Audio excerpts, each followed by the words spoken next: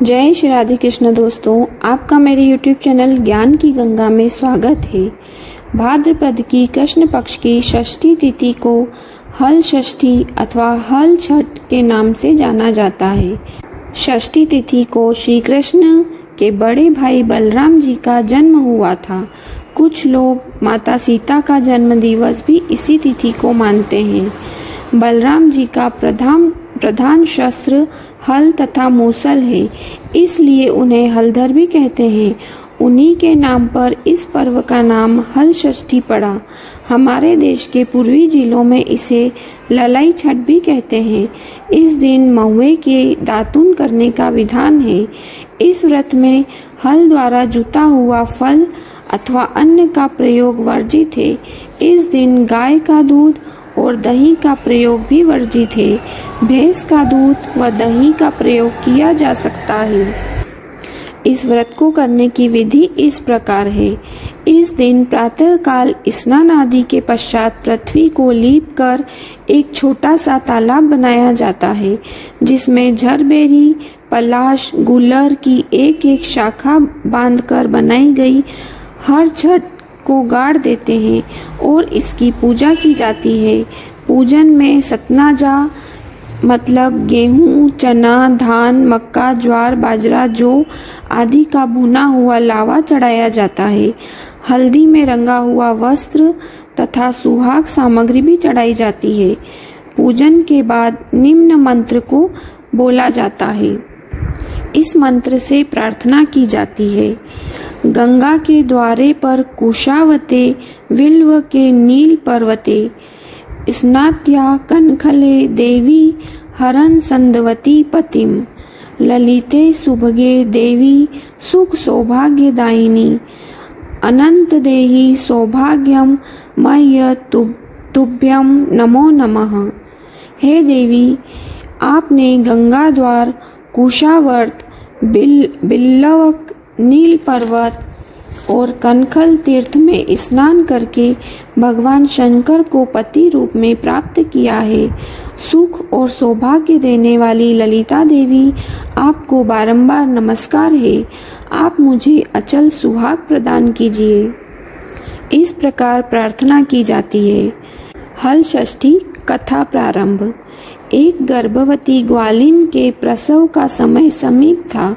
उसे प्रसव पीड़ा होने लगी थी। उसका दही मक्खन बेचने के लिए रखा हुआ था। वह सोचने लगी, यदि बालक ने जन्म ले लिया तो दही मक्खन बिक नहीं पाएगा। यह सोचकर वह उठी और सिर पर दही मक्खन की मटकी रखकर बेचने चल दी। चलते चलते उसकी प्रसव पीड़ा बढ़ गई। वह झरबेरी की झाड़ी की ओट में बैठ गई।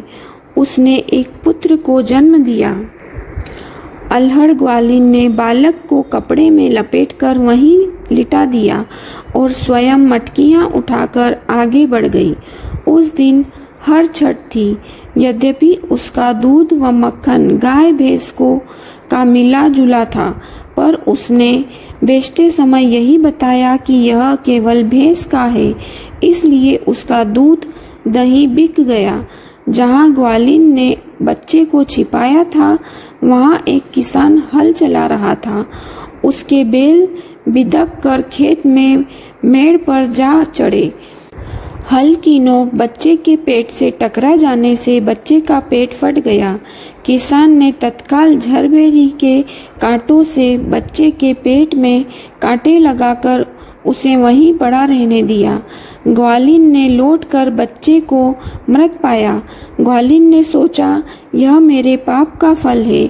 मैंने आज हर छठ के दिन व्रत करने वाली अनेक स्त्रियों को गाय का दूध व दही बेचकर उनका व्रत भंग किया है।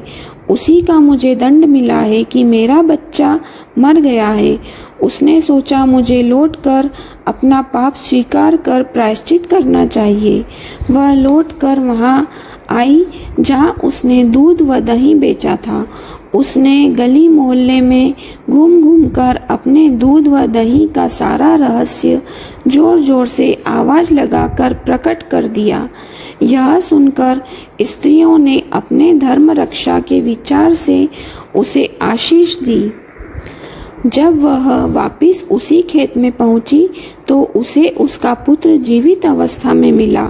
उसी दिन से ग्वालिन ने पाप छिपाने के लिए कभी झूठ न बोलने का प्रण किया। षष्ठी माता की जय।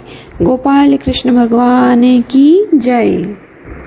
उम्मीद है आपको मेरी यह वीडियो पसंद आई होगी। अगर आप मेरे इस चैनल पर नए हैं तो चैनल को सब्सक्राइब कर लें और बेल आइकन दबा लें, जिससे आपको हमारी आने वाली सभी नोटिफिकेशन मिलती रहेगी।